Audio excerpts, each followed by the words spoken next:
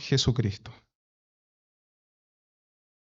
Asimismo, hermanos, os hacemos saber la gracia de Dios que se ha dado a las iglesias de Macedonia, que en grande prueba de tribulación, la abundancia de su gozo y su profunda pobreza abundaron en riquezas de su generosidad. Pues doy testimonio de que con agrado han dado conforme a sus fuerzas y aún más allá de sus fuerzas, pidiéndonos con muchos ruegos que les concediésemos el privilegio de participar en este servicio para los santos. Y no como lo esperábamos, sino que asimismo se dieron primeramente al Señor y luego a nosotros por la voluntad de Dios. De manera que exhortamos a Tito para que tal como comenzó antes, asimismo acabe también esta obra de gracia, acabe entre vosotros esta obra de gracia. Por tanto, como en todo abundáis, en fe, en palabra, en ciencia, en toda solicitud y en vuestro amor para con nosotros, abundad también en esta gracia. No hablo como quien manda, sino para poner a prueba, por medio de la diligencia de otros, también la sinceridad del amor vuestro. Porque ya conocéis la gracia de nuestro Señor Jesucristo, que por amor a vosotros se hizo pobre, siendo rico para que vosotros con su pobreza fueseis enriquecidos. Amén. Oremos al Señor, hermanos, por su palabra y por la iluminación de su Espíritu Santo. Padre, amado Dios, te doy muchas gracias en primer lugar, Señor, por darnos tu bendita palabra. Gracias, Señor, porque por ella somos instruidos, exhortados, redarguidos, corregidos, por medio de tu Espíritu Santo, Señor. Te ruego, amado Dios, en primer lugar por mi vida. Soy un hombre inmensamente débil y necesito de ti, Señor. Necesito de tu Espíritu Santo para poder predicar este evangelio tan glorioso que trajera a este mundo nuestro Señor y Salvador Jesucristo. Te ruego también, Señor, por los corazones de todos mis hermanos. Te ruego, Señor, que podamos tener un corazón receptivo, humilde, enseñable, Señor, a tu santa palabra. Y te pido, Señor, que me libres de pensamientos vanos, de palabras ligeras, que pueda estar atado, Señor, mi corazón a tu santa palabra. Te ruego, Dios amado, que me llenes de tu Espíritu Santo al momento de exponer tu santa palabra. Te lo ruego, amado Señor, en el dulce nombre de Jesús, nuestro Salvador. Amén. En la primera carta a los Corintios, como bien decía nuestro hermano Gabriel, en el capítulo 16, desde el versículo 1 al 4, el apóstol Pablo había dado una instrucción a los hermanos en Corinto para que cada primer día de la semana, el día domingo, cada uno de los hermanos apartara una porción de dinero conforme hayan prosperado. Eso es importante, recuerde esa palabra, conforme hayan prosperado en su corazón, conforme Dios los haya prosperado materialmente, para satisfacer las necesidades de los hermanos que se encontraban en Jerusalén. Los hermanos de Jerusalén, que eran la iglesia madre en aquellos tiempos, estaban pasando por un periodo de gran necesidad, y no solo Jerusalén, sino también distintas provincias del Asia Menor, entre ellas también la provincia de Macedonia. Y Pablo, como bien decía nuestro hermano Gabriel, deja pendiente este tema en su primera carta y lo retoma en su segunda carta canónica a los Corintios, en los capítulos 8 y 9. No habla nada más el apóstol Pablo en sus dos cartas, solamente en el capítulo 16 de 1 Corintios y en el capítulo 8 y 9 de segunda a los Corintios. Y Pablo fue muy cauteloso al hablar acerca del tema del dinero, hermanos. Y con mucha razón, con mucha razón. Leí una cita del puritano Matthew Henry que decía, con cuánta cautela los ministros del Evangelio deberían hablar acerca del dinero, para no dar ocasión a las críticas. Y es verdad, amados hermanos, es un tema sensible, el tema del dinero, más aún en estos tiempos donde ha proliferado la maldita teología de la prosperidad, del evangelio de la prosperidad. Sin embargo, amados hermanos, si bien Pablo fue cauteloso en hablar acerca del dinero, porque nuestro hermano Pablo estaba absorto, estaba absorbido por este evangelio glorioso que él había recibido de la gracia, del perdón, e inspirado por el Espíritu Santo se dedicó más bien a desarrollar las doctrinas del evangelio de la gracia. No obstante, amados hermanos, creo que debemos hablar más a menudo acerca del dinero, porque fue el tema principal del cual habló nuestro Señor Jesucristo. Fue el tema más citado, más hablado de nuestro Señor Jesucristo, el asunto del dinero, de las finanzas. Y es tanto así, amados hermanos, que nuestro propio Señor Jesucristo elevó, por así decirlo, a una categoría de sustituto de Dios el dinero.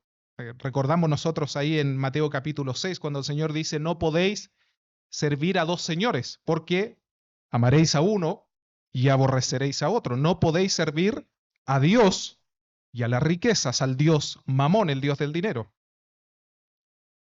Y nuevamente también el mismo apóstol Pablo en 1 Timoteo capítulo 6 declara en esta frase muy conocida por todos nosotros, porque la raíz de todos los males es el amor al dinero, el cual algunos codiciando se extraviaron de la fe y fueron traspasados de muchos males.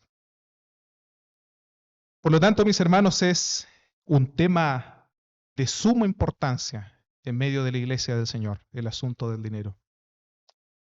Y sin embargo, siendo cauteloso el apóstol Pablo en estos dos capítulos, 8 y 9, el apóstol Pablo nos dejó instrucciones que, si bien en el contexto específico se refieren a esta instrucción acerca de una segunda ofrenda para los hermanos en Jerusalén que estaban pasando necesidad, los hermanos de la iglesia madre, al mismo tiempo estos dos capítulos nos suministran el modelo más completo acerca de la generosidad de la iglesia en el Nuevo Testamento, el capítulo 8 y capítulo 9, concentrándonos hoy con la ayuda del Señor en el capítulo 8. Y preguntas, hermanos, acerca de, por ejemplo, ¿cuánto debemos ofrendar? ¿Debemos diezmar? ¿Está vigente el diezmo en el Nuevo Testamento o no? ¿Existe alguna medida que nos pueda ayudar para saber cuánto debemos ofrendar para el Señor? ¿Un 5%, 10%, 15, 20, 30? ¿De qué forma, amados hermanos? ¿De qué forma Dios es glorificado por medio de nuestras ofrendas? ¿Está interesado Dios en nuestro dinero? ¿Es nuestro Dios un Dios que padezca algún tipo de necesidad, de tal forma que demande de nosotros nuestro dinero para poder ayudarle a Él? Preguntas como estas, amados hermanos, desarrollaremos con la ayuda del Señor en estos versículos. Y lo primero que nos llama la atención, amados hermanos, es lo que el apóstol Pablo menciona en el versículo 1. Él dice, asimismo, hermanos, os hacemos saber la gracia de Dios que se ha dado a las iglesias de Macedonia. Es, hermanos, muy interesante y llama mucho la atención cómo el apóstol Pablo no no está hablando, quiere tocar el tema del asunto del dinero, pero está en todo momento rodeado y absorbido por el Evangelio de nuestro Señor Jesucristo.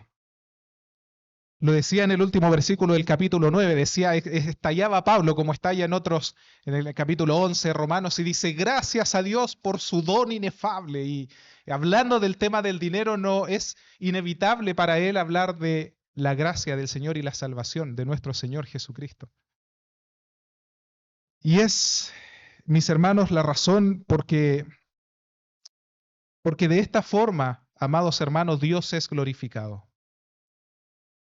Es una gracia de Dios que cada uno de nosotros pueda ofrendar generosamente. Lo primero que podemos notar, amados hermanos, es que ofrendar generosamente no proviene de la bondad humana, sino que nace de un corazón generoso. Y dice el versículo 2 y versículo 3 y describe a estos hermanos de la iglesia, de las iglesias de Macedonia, que se encontraban en una prueba de grande tribulación. Ellos no se encontraban, amados hermanos, y quisiera detenerme en la situación en que estaban atravesando los hermanos de Macedonia, porque son estos los versículos que el Espíritu Santo por medio de Pablo nos ha dejado como guía para la generosidad cristiana.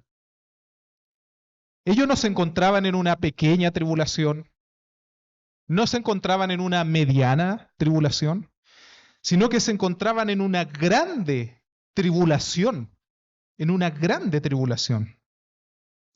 ¿Y cuáles eran estas iglesias de Macedonia? En Hechos capítulo 16 y 17 nos describe que las iglesias que Pablo plantó en aquella provincia eran las iglesias de Filipos, Tesalónica y Berea. Particularmente la iglesia de Filipos ya había mostrado obras de caridad hacia el apóstol Pablo mientras estaba con arresto domiciliario en Roma o estaba preso en Tesalónica. Los hermanos de Filipos ya habían, con un corazón atento y generoso, habían ofrendado para las necesidades del apóstol Pablo. ¿Y cuál era la grande tribulación en la que se encontraban estos hermanos? Dicen algunos historiadores que un par de décadas antes de la llegada de Pablo a Macedonia, toda aquella región gozaba de cierta riqueza producto de las minas de oro que circundaban aquel lugar. Sin embargo, ya en la primera era cristiana, en el primer siglo, con la llegada del apóstol Pablo, estas riquezas se desvanecieron y la situación económica comenzó a deteriorarse importantemente, al punto en que la provincia llegó a caer en una profunda pobreza. La invasión de los bárbaros, la presencia de Roma, las guerras, llevó a que se formara un caos social y que la economía se deteriorase grandemente. Esto no solo afectó a las zonas rurales, sino también a los centros urbanos donde se encontraban estas iglesias, Filipos, Tesalónica y Berea. ¿Y cuál es esta gran tribulación, hermanos? Es impactante, amados hermanos, este relato. Dice que los hermanos se encontraban en una profunda pobreza. Profunda pobreza. La NBI traduce estos versículos, profunda como extrema pobreza. ¿Y cómo es posible, amados hermanos? Este relato es un poco inverosímil, un poco increíble. ¿Cómo es posible, hermanos, que personas que estén viviendo no en una situación de escasez, sino que en una extrema pobreza? Dice el versículo número 2, abundaran en riquezas de su generosidad. Estos son como una especie de extremos. Abundaran en sus riquezas de generosidad.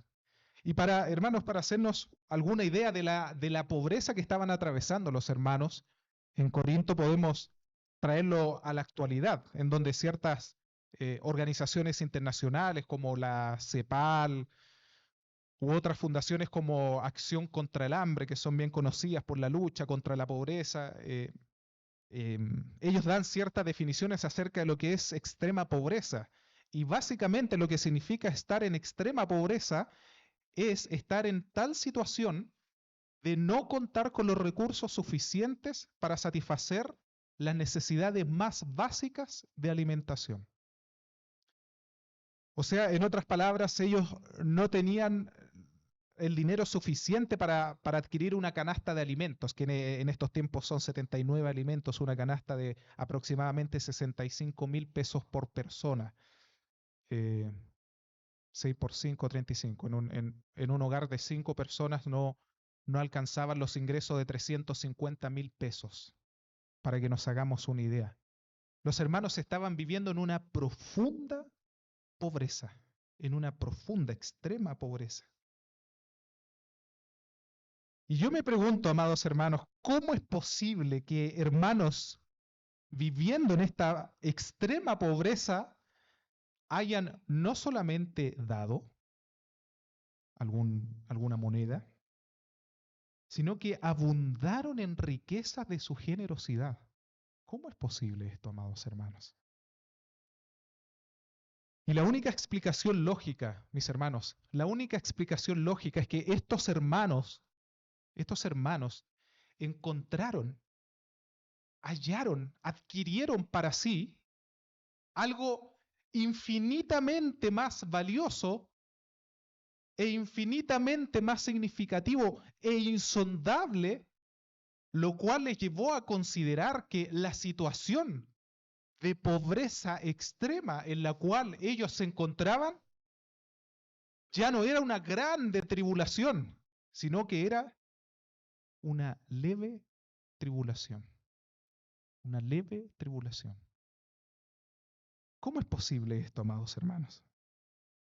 La única razón lógica es que estos hermanos encontraron el tesoro del Evangelio de Jesucristo.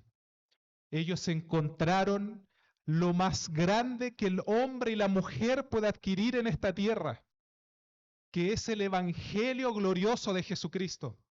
Es el conocer a Jesucristo como su único y personal Salvador y vivir gozosos para siempre en su presencia. Esto fue, amados hermanos, lo que les ocurrió a los hermanos en Macedonia. Ellos abundaron, dice el versículo 2, en su grande tribulación, en su profunda pobreza, abundaron en gozo y posteriormente en riquezas de generosidad. Esto, amados hermanos, en primer lugar, y quisiera detenerme acá, porque uno se pregunta cómo es posible que un cristiano esté atravesando un cuadro de extrema pobreza. ¿Cómo es posible? Y la verdad de la palabra del Señor, amados hermanos, es que, y debemos recordarlo, hermanos, debemos recordarlo, nosotros como cristianos vamos a atravesar por distintas pruebas, distintas tribulaciones, de distinta intensidad.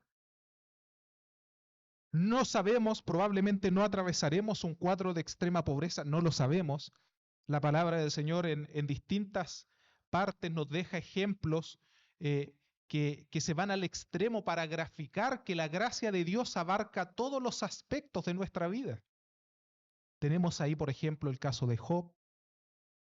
No sé si el Señor en su soberanía nos permitirá en algún momento atravesar aquel nivel de tribulación, no lo sabemos. Pero lo que sabemos es que en ese extremo de tribulación, la gracia de Dios va a ser todo suficiente para nuestras necesidades. Eso lo sabemos. Por lo tanto, amados hermanos, debemos tener en cuenta de que como cristianos atravesaremos distintas tribulaciones. No saldremos de este mundo sin tribulación, sin dolor.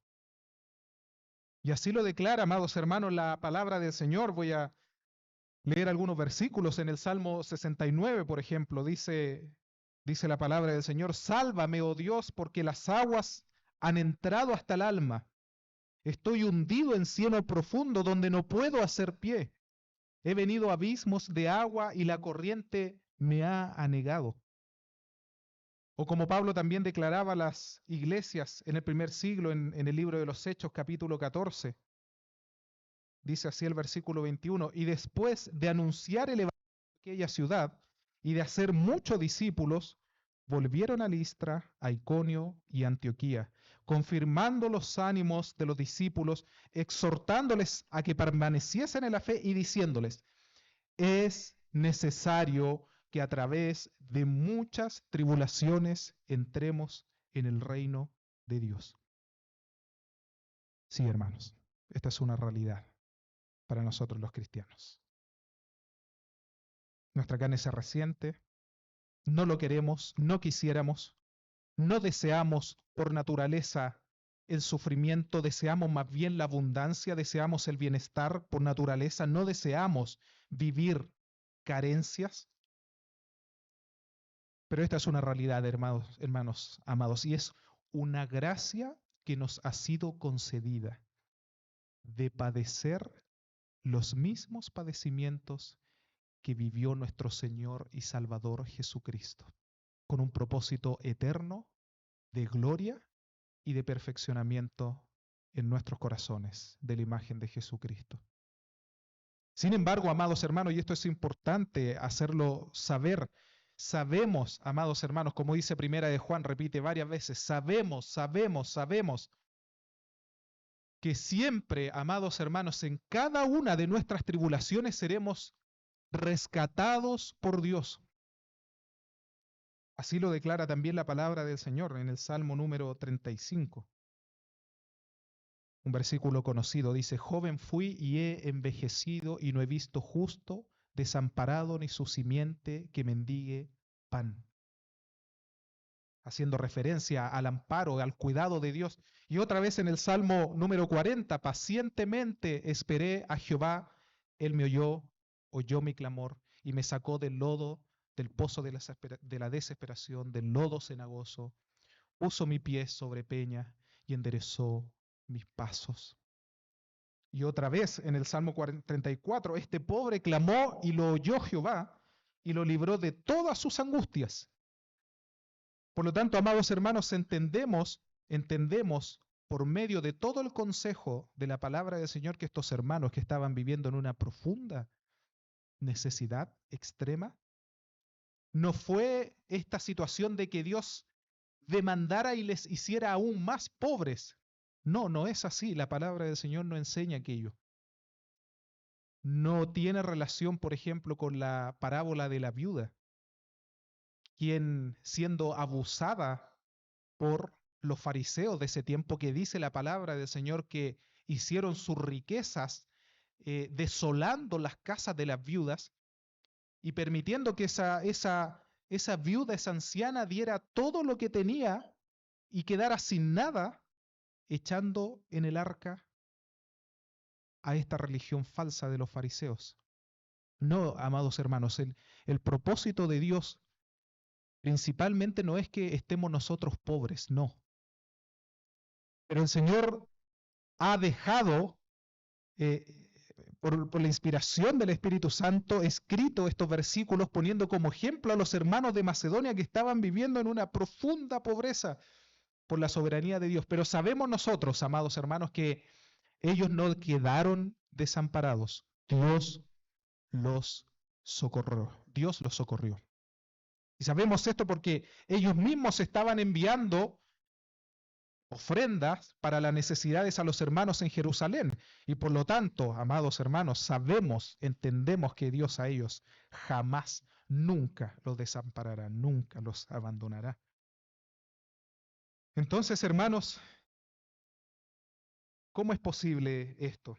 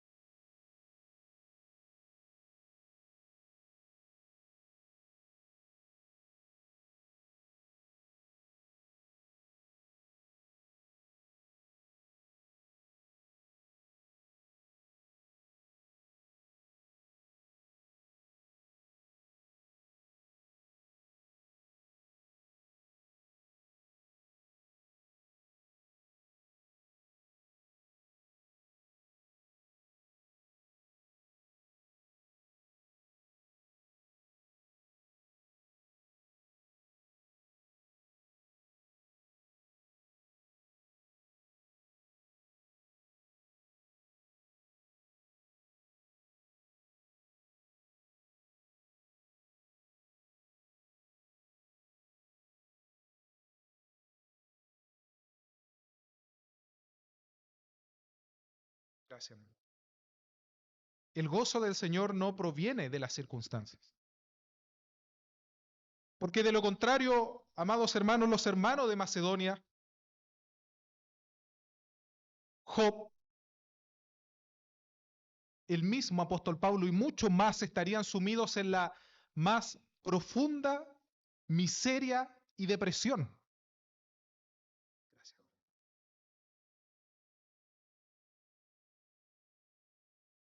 No, hermanos, el gozo del cristiano no proviene definitivamente de las circunstancias, sino proviene de haber conocido a un Dios bendito.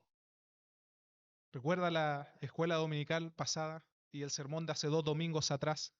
Hemos recibido este evangelio del Dios bendito, un Dios que es inmensamente feliz, un Dios que es todo suficiente, un Dios que es todo dichoso, que no tiene carencia alguna de afectos. Es un Dios inmensamente feliz. Ese es el Dios de la Biblia, amados hermanos. No es, como decía un predicador, Dios no es un aguafiestas cósmico que está buscando a quien se está divirtiendo para arruinarle la fiesta. No, no, amados hermanos. Dios es un Dios inmensamente feliz, dichoso. Y es esto, hermanos, sin duda lo que los hermanos en Macedonia recibieron, amados hermanos. ¿Qué es lo que puede llevarlos a estar en profunda pobreza, a ofrendar generosamente, a tener tal vez, creo yo, una taza de legumbres y una taza de arroz y quedarse tan solo con una taza de legumbres y ofrendar para los hermanos en Jerusalén la mitad de lo que tenían? Sin duda, amados hermanos, esto es posible porque ellos recibieron el Evangelio de nuestro Señor Jesucristo y consideraron a la luz del Evangelio, hicieron una comparación, miraron la miseria, miraron la grande prueba que estaban atravesando y vieron a Jesucristo y meditaron también en las riquezas de su gloria que nos espera en el reino de los cielos y dijeron, esta grande tribulación en vista de la eternidad es una leve tribulación pasajera. Como también lo declara el apóstol Pablo en esta misma carta a los Corintios, en el capítulo 4, en el versículo 16 al 18, dice, por tanto, no desmayamos. Antes, aunque este hombre, nuestro hombre exterior, se va desgastando, el interior no obstante se renueva de día en día. Porque esta leve tribulación momentánea, es decir, es leve y es pasajera, produce en nosotros un cada vez más excelente y eterno peso de gloria, que no son comparables. Por eso que dice el versículo 18, no mirando nosotros las cosas que se ven. Qué glorioso es el Evangelio, hermanos. No mirando las cosas que se ven, porque no caminamos por vista, sino caminamos por fe. Por eso que el apóstol Pablo le decía a Timoteo, echa mano de la vida eterna, pon tu mirada en los cielos, no en las cosas terrenales. No mirando las cosas que se ven, sino las que no se ven, pues las cosas que se ven son temporales, pero las que no se ven son eternas. Entonces, mis hermanos, los hermanos de Macedonia hicieron un ejercicio piadoso, glorioso por medio del Espíritu Santo y compararon las cosas que estaban viendo y que estaban sufriendo, comparado por medio de la fe con las cosas que no se ven eternas, y dijeron, esto no es nada, esto no es nada, esto no es nada, es una leve tribulación pasajera, momentánea. ¿Qué es el gozo entonces, amados hermanos? Podríamos tal vez definirlo como una alegría natural y espontánea, de la que somos revestidos y que viene de sabernos que somos perdonados y libertados del poder y de la culpa del pecado completamente y para siempre. Y no solo eso, es también aquello que nos lleva a actuar y a no pretender ser lo que no somos, a no querer impresionar a los demás y buscar nuestra identidad en las personas que nos rodean, sino es, amados hermanos, el gozo es una posición real, verdadera, gloriosa, de que eres amado por el Dios de todo el universo. Ese es el gozo del cristiano. Aleluya. O como decía el pastor en la escuela dominical, la última, el gozo es, podríamos decir que es una satisfacción plena, a pesar de todas las vicisitudes de este mundo, a pesar de todos los problemas, es una satisfacción plena de sabernos amados por Dios. ¿Quieres ver al Dios bendito? Dice, hay una cita en el libro de Sofonías.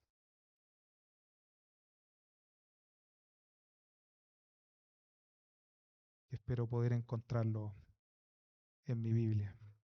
Sofonías, capítulo 3, versículo 17. ¿Quieres ver, amado hermano, al Dios bendito, al Dios alegre, al Dios dichoso? Jehová está en medio de ti, poderoso. Él salvará, se gozará sobre ti con alegría, callará de amor, se regocijará sobre ti con cánticos.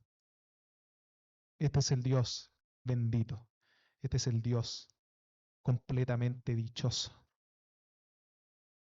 Y este gozo llevó a los hermanos a ofrendar con generosidad.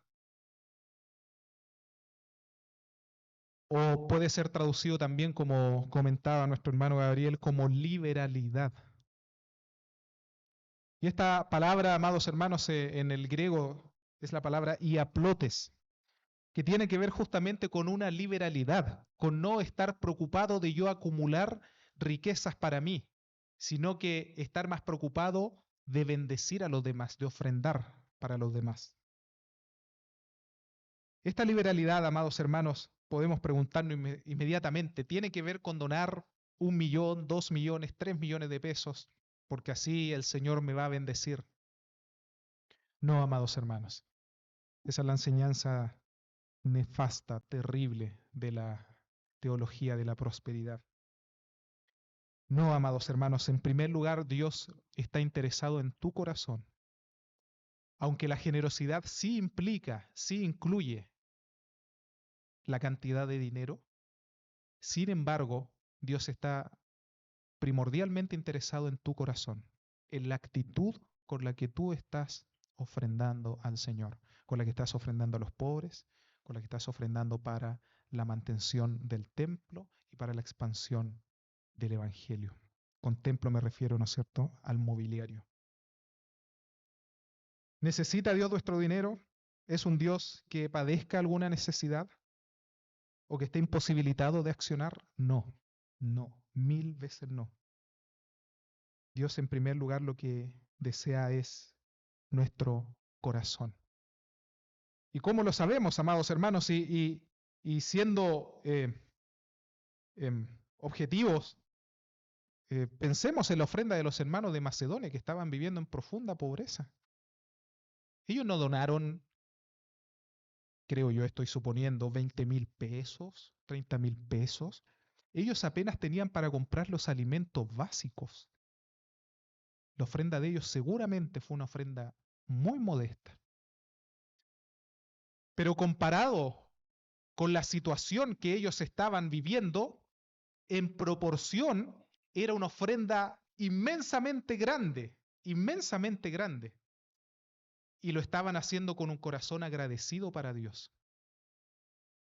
Y aquí, amados hermanos, tenemos un principio de la palabra del Señor. ¿Tenemos alguna guía para saber cuánto ofrendar o de qué forma? En la palabra del Señor, sí. La respuesta es sí. Y está en 1 Corintios, capítulo 16, versículo 2.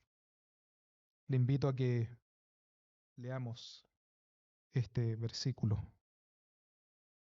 En 1 Corintios capítulo 16, versículo 2.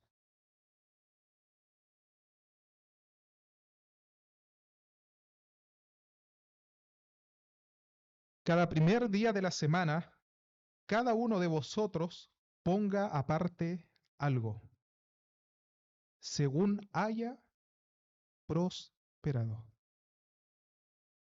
Entonces aquí encontramos, amados hermanos, un principio de proporcionalidad, en donde el apóstol Pablo les instruye a los hermanos en Corinto a que ofrenden conforme Dios los haya prosperado. Entonces aquí, amados hermanos, tenemos un punto de aplicación inmediatamente para nosotros. Y es, hermanos, este principio de proporcionalidad. ¿Están nuestras ofrendas aumentando en proporcionalidad a nuestros ingresos? ¿Han aumentado tus ingresos en este año? ¿Han aumentado en la misma proporción tus ofrendas al Señor? ¿Están aumentando más tus bienes, tus comodidades? ¿Y no así tu ofrenda al Señor? Este es un primer principio, amados hermanos. No ofrendamos al Señor generosamente para ser bendecidos por Él, sino que ofrendamos conforme hemos sido prosperados para la gloria de su nombre, para la gloria del Señor. Y es este gozo, amados hermanos, que llevó a los hermanos, dice el versículo 3, dice, pues doy testimonio, el apóstol Pablo le dice, de que con agrado, y esta palabra es muy importante, amados hermanos, de que con agrado han dado conforme a sus fuerzas y aún más allá de sus fuerzas. ¿Cómo es posible esto, hermanos? Aún más allá de sus fuerzas. Pidiéndonos con muchos ruegos que les concediésemos el privilegio de participar en este servicio para los santos. Es decir, los hermanos, yo imagino Pablo ya llegó a, imagino yo, bueno, sin duda llegó a predicar el Evangelio del Señor, compartió con los hermanos y antes de irse el apóstol Pablo probablemente les iba a dejar una ofrenda a los hermanos por su necesidad, pero yo imagino a los hermanos diciendo, no, Pablo, no, por favor, te rogamos que nos concedas el privilegio de bendecir a nuestros hermanos que están en necesidad en Jerusalén. Esto es increíble, hermanos, es increíble. Esto es lo que hace el Evangelio de nuestro Señor Jesucristo. Nos lleva a experimentar un gozo sobrenatural tan grande, que puede llevar a un cristiano a, de lo poco que recibe, ofrendar generosamente al Señor en proporción a sus ingresos, pidiéndonos con muchos ruegos que les concediésemos el privilegio. Yo te pregunto, amado hermano, te pregunto en esta mañana, ¿es un privilegio para ti dar, ofrendar para el Señor, tu Dios? Por medio de la iglesia, por supuesto. ¿Es un privilegio para ti? ¿Lo consideras un don, un privilegio?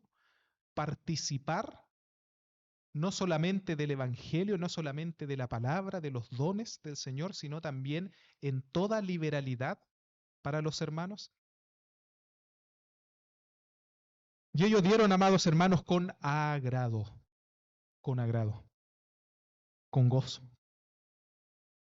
Y esto es muy importante, amados hermanos, porque Dios está interesado primeramente en tu corazón, no en tu dinero. Para nuestras visitas esto no es, no somos estas iglesias que piden dinero por si acaso, todos los domingos y dicen ven, ofrenda y siembra para que tú coseches y porque tú siembras y das, Dios te va a bendecir. No. La palabra del Señor enseña algo completamente distinto a esa doctrina diabólica. sino que dice que debemos ofrendar a Dios como respuesta, como consecuencia de este evangelio tan grande que hemos recibido en nuestros corazones. Y debemos hacerlo con agrado. ¿Por qué? Porque Dios ama al dador alegre, dice el capítulo 9.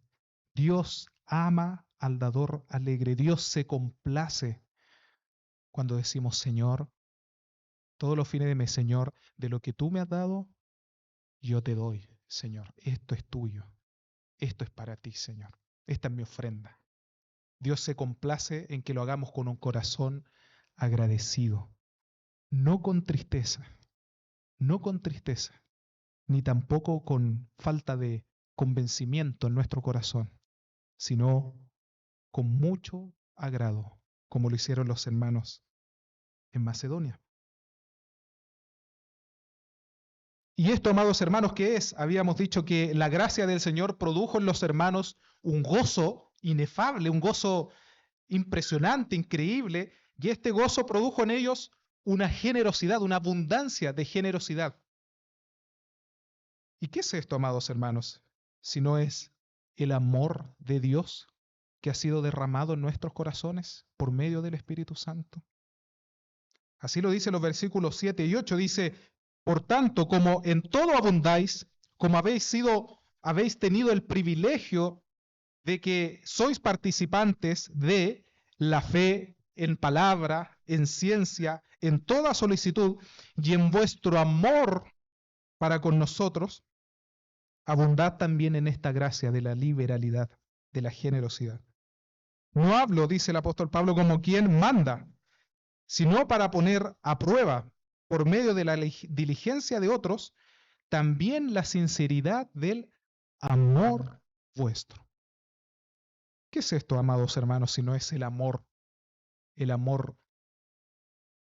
indescriptible que sobrepasa todo conocimiento? Es la vida de Dios en nuestros corazones que nos lleva a experimentar un gozo insondable, inefable, que nos lleva a tener cuidado de nuestros hermanos, que nos lleva a ofrendar con generosidad para la extensión del Evangelio. Y este punto, amados hermanos, es muy importante porque, y lo declara nuestro libro de orden, lo dice el libro de orden de la Iglesia Presbiteriana en América, Chile, que nosotros ofrendamos principalmente por 3 motivos. Y lo dice en estos versículos, en el capítulo 8, el capítulo 9.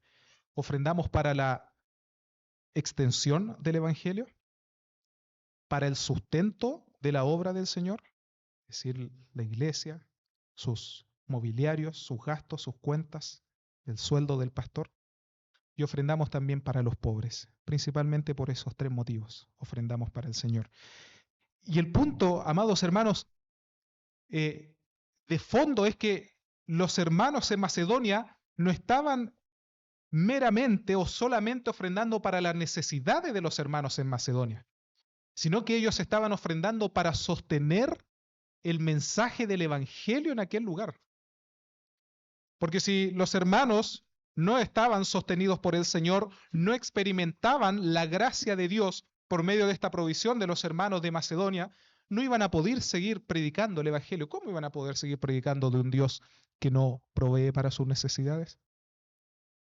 Y aquí está lo que mencionaba el hermano Gabriel, que Dios es glorificado en el que da y en el que recibe. Dios produce el querer como el hacer por su buena voluntad para ir, proveer, suplir, sustentar, para que en todo y por todo su nombre sea completamente glorificado. Alabado sea el Señor. Y antes de llegar, amados hermanos, al versículo número 9, quisiera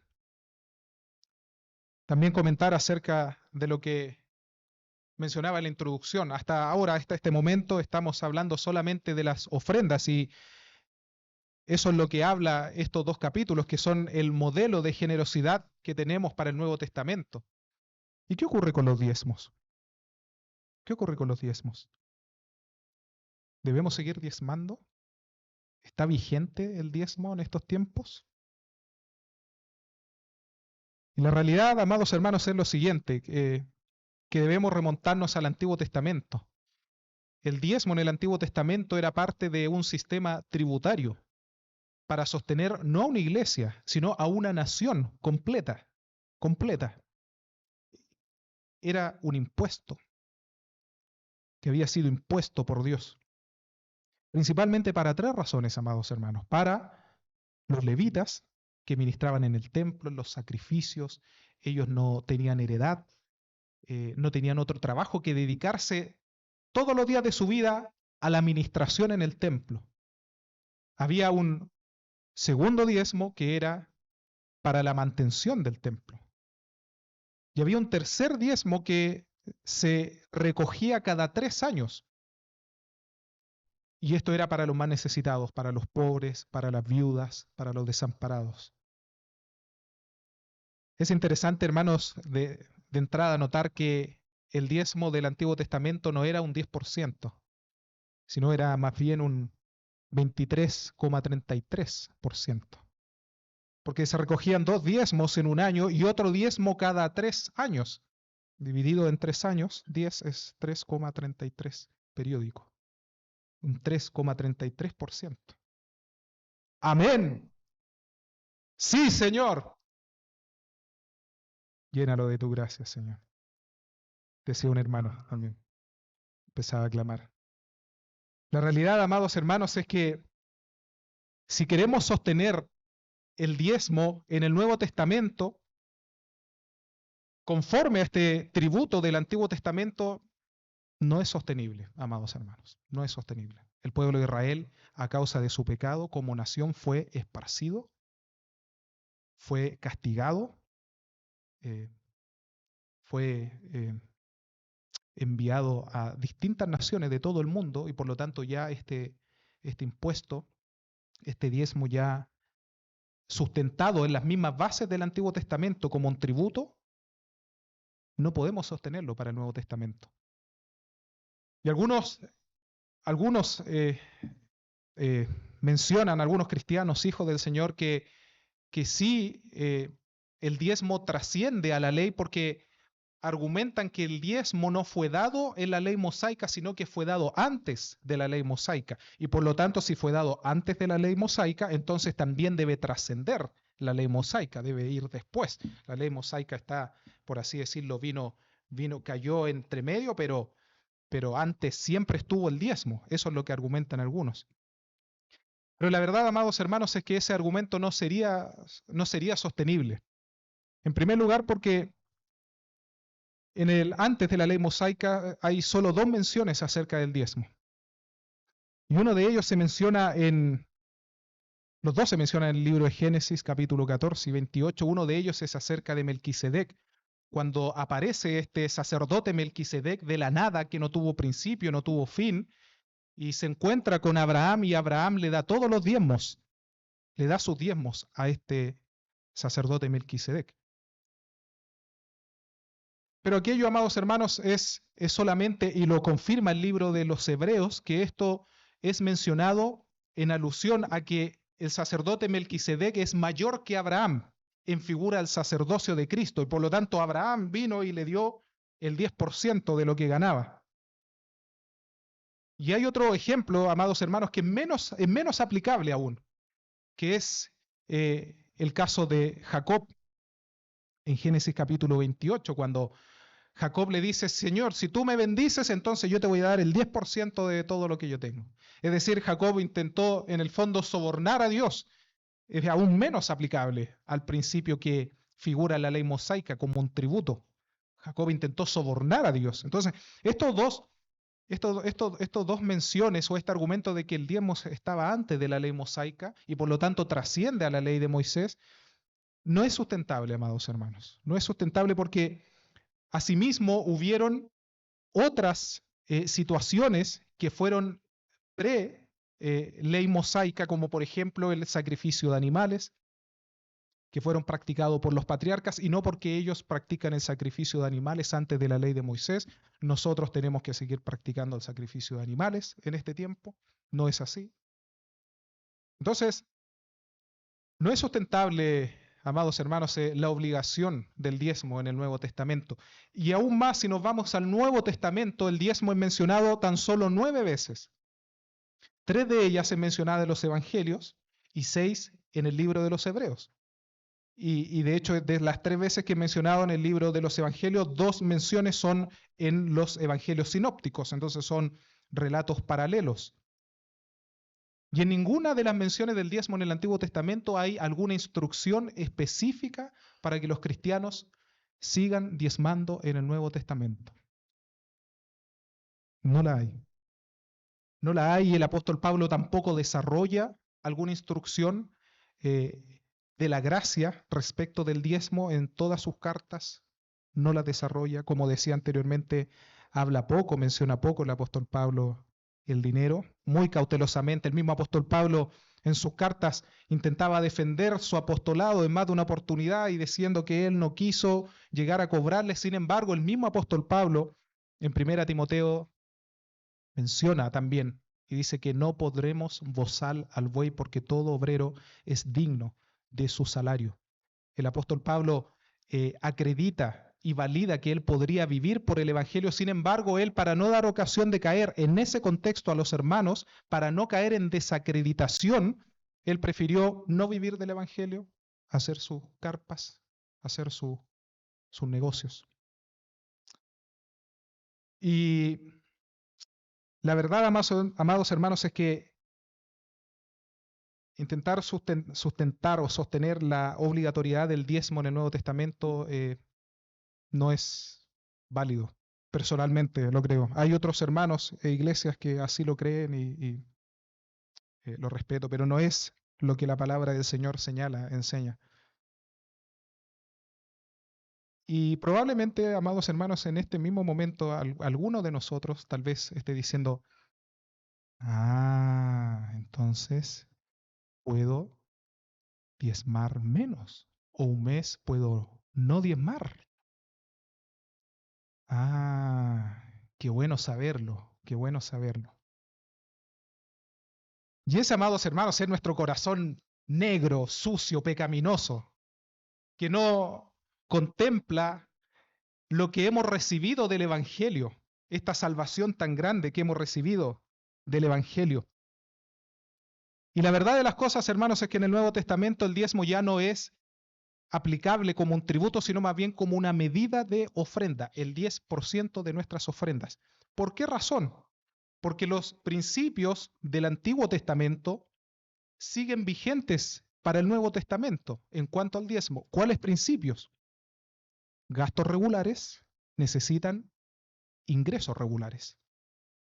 Ya no está el sustento de los levitas, no está el sustento del templo, no está la ayuda a los pobres como nación, pero siguen los mismos principios, amados hermanos, de gastos permanentes.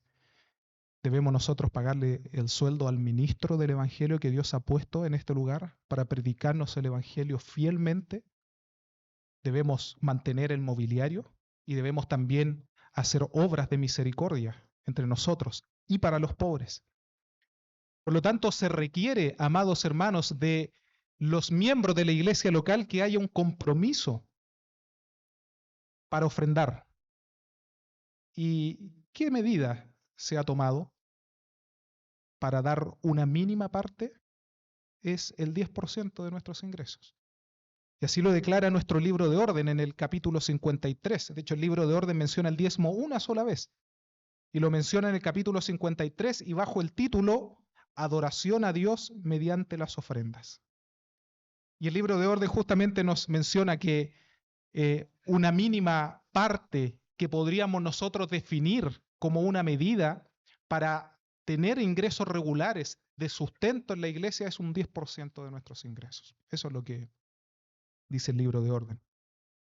Pero el Nuevo Testamento nos habla de ofrendas, de ofrendar. Por lo tanto, nosotros diezmamos y en esta iglesia diezmamos, pero no porque sea una obligación relativa al Nuevo Testamento, sino más bien considerando aquello como una medida mínima de ofrenda a nuestro Dios para el sustento de su obra.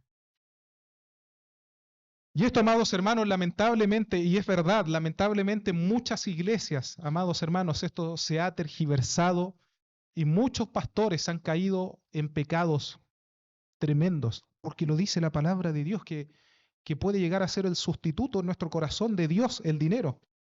Y lamentablemente, amados hermanos, en muchas iglesias que probablemente conocemos nosotros, la administración y el poder financiero recae únicamente en un solo hombre. Y eso es muy peligroso, amados hermanos, es muy peligroso. Dios guarde a los pastores sinceros que sirven en aquellos sistemas y que administran bien los dineros del Señor. Es por eso, amados hermanos, que en la iglesia presbiteriana la administración del dinero es a cargo del consistorio. Es una administración plural, porque es muy peligroso dejar recaer la administración del dinero sobre un solo hombre. Y es por eso también que hay una transparencia que en muchas otras iglesias no las hay, y es por eso que se informa de todos los gastos, de todos los ingresos de forma trimestral, conforme lo decidió el consistorio. Sin embargo, amados hermanos, lamentablemente y tristemente, esto ha sido mal usado por muchas iglesias, por muchas iglesias. Y esto es un principio, amados hermanos, que el mismo apóstol Pablo, acá en el capítulo 8, el principio de la pluralidad de la administración. El mismo apóstol Pablo dice en los versículos más adelante, que no alcanzaremos a meditarlos en este momento, dice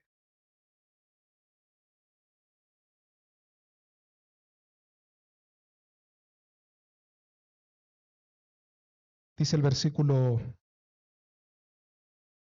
voy a leer desde el versículo 17, dice, pues a la verdad recibió la exhortación, pero cuando también muy solícito por su propia voluntad partió para ir a vosotros, refiriéndose a Tito, para llevar ofrendas, y enviamos juntamente con él al hermano cuya alabanza en el Evangelio se oye por todas las iglesias.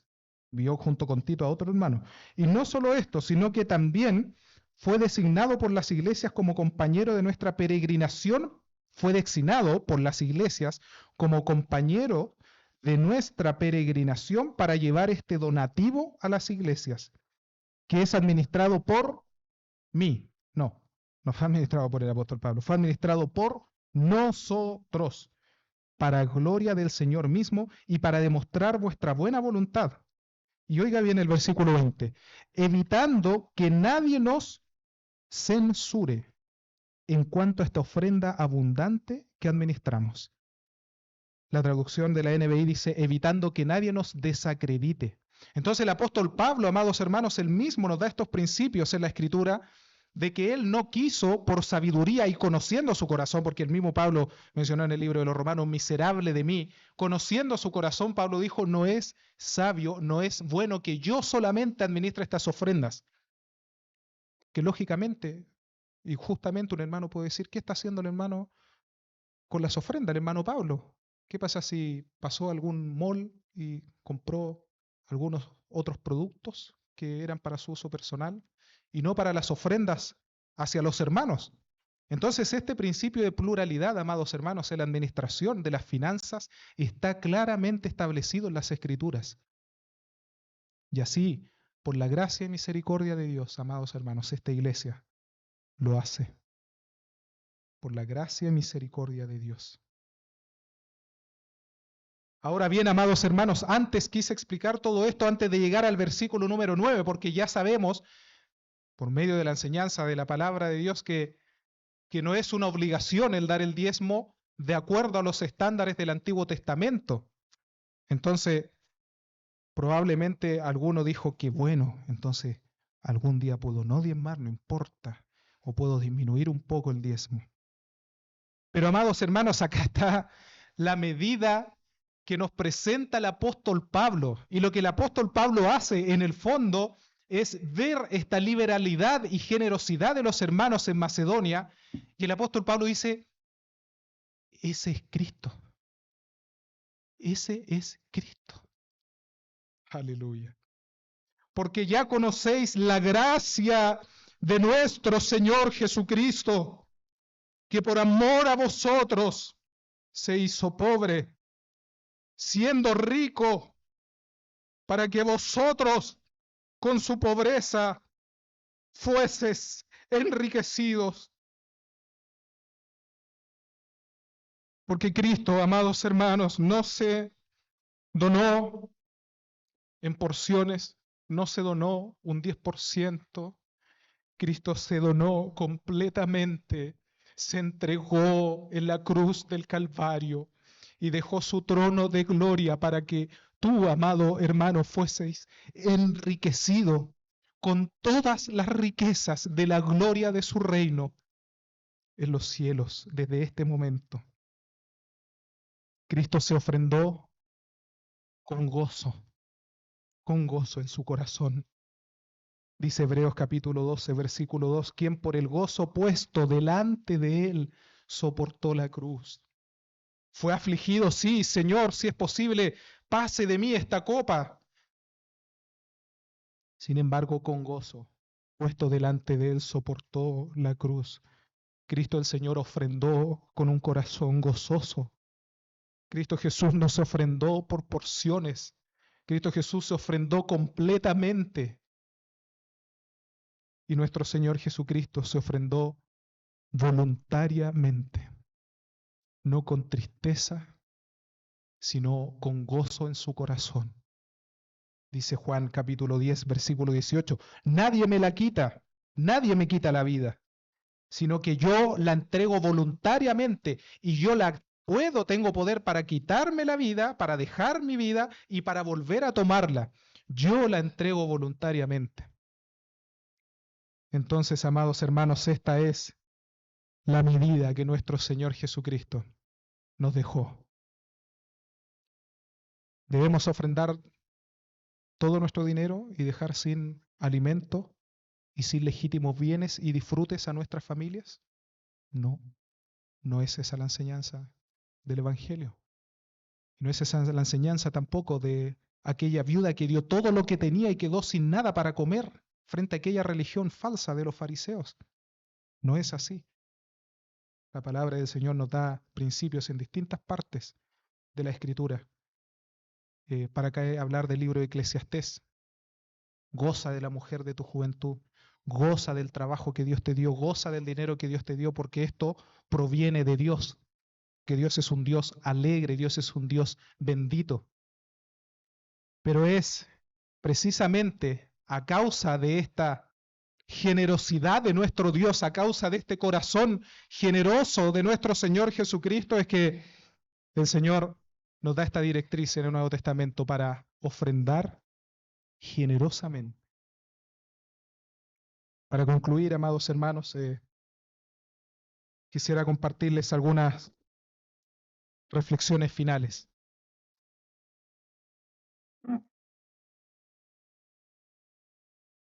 No ofrendes, amado hermano, no ofrendes de la misma manera que pagas tus cuentas, de la misma manera que compras tus necesidades, para tus necesidades, de la misma manera que pagas tus impuestos, no ofrendes así al Señor, amado hermano.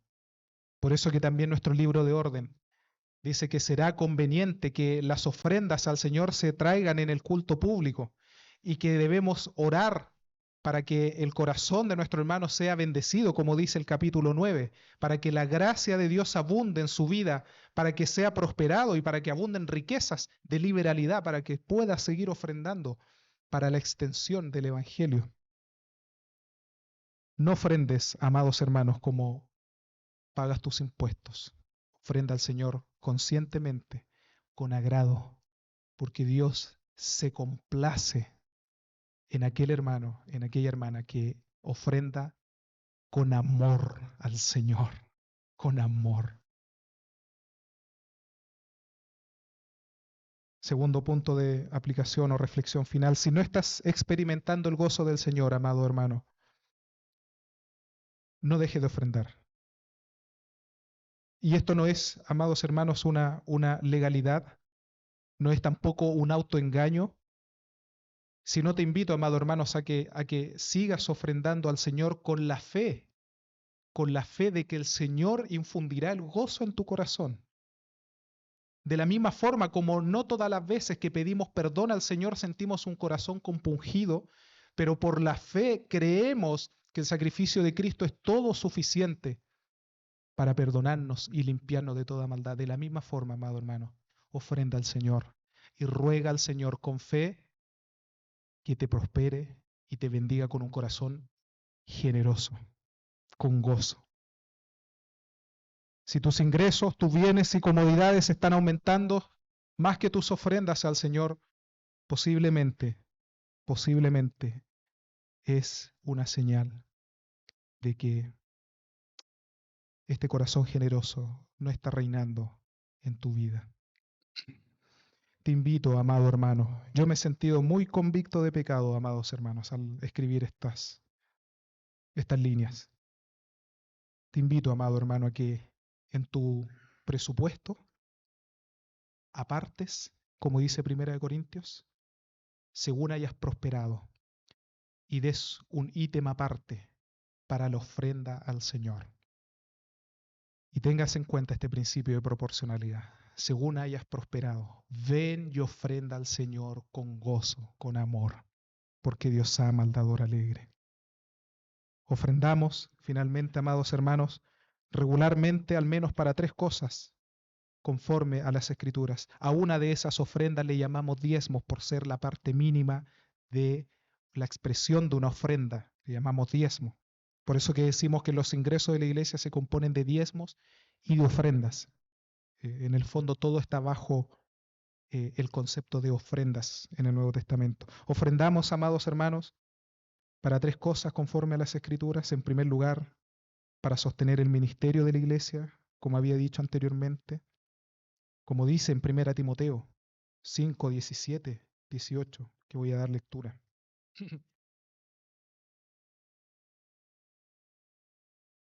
Primera Timoteo capítulo 5.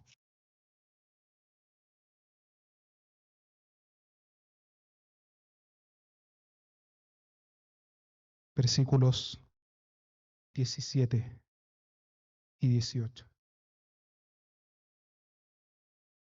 Dice así: los ancianos que gobiernan bien, sean tenidos por dignos de doble honor, mayormente los que trabajan en predicar y en enseñar. Pues la Escritura dice: no pondrás bozal al buey que trilla. Y también dice: digno es el obrero de su salario. Es muy saludable, amados hermanos, que la iglesia, por medio de una pluralidad de gobierno, fije un sueldo al pastor. Porque si entregásemos todo el poder financiero al pastor de la iglesia, sería un pecado de nosotros hacia el pastor de la iglesia. Y este principio, amados hermanos, nos dice que no le pongamos bozal al buey, no mantengas pobre a tu pastor, sino el principio es que el obrero es digno de su salario. Ofrendamos para la manutención del templo, para el mobiliario, ofrendamos para el sustento y la extensión del evangelio por medio del sueldo que entregamos al ministro del evangelio, pues es digno de su salario. Y en tercer lugar, también ofrendamos para ayudar a los pobres. Ruego al Señor, amados hermanos, que por medio de su Espíritu Santo seamos infundidos para toda liberalidad, no para enriquecer a nadie, porque no alcancé a leerlo, pero dice los versículos más adelante. Le invito, amado hermano, que pueda leer el capítulo 8 y el capítulo 9 completo. Dice más adelante: no para que haya abundancia en unos y para que haya pobreza a todos, sino para que haya una igualdad. No es esto para que se enriquezcan algunos, no, es para la obra y la extensión del Evangelio de nuestro Señor Jesucristo. Oremos al Señor, amados hermanos. Padre,